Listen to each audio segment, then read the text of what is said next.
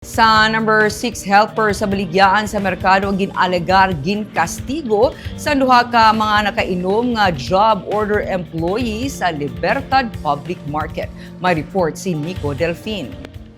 Nakalabot na kay City Administrator Lucille Helvolea ang reklamo sang helper sa merkado nga si Jorem Alpar nga nag-alegar ginkastigo sang duha ka mga katapo sang Market Monitoring Committee sang Libertad Public Market sa nagligad nga Sabado.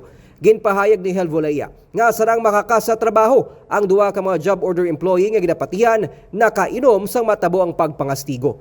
If after some investigation nga sila gid may sala, they have to face the disciplinary action imposed by the city government.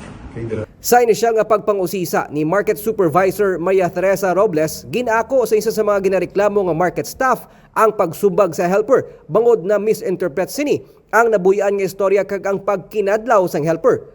Ang mga JO ang nagainom-inom sa annex building sa merkado sang natabo ang insidente. Kung ginabawal, ginabiyang ang liquor sa sulod sa market, siguro pang saway ko dagani sa mga ibang kamuya, hindi itolerahon ko. Hindi naman ang tsakto.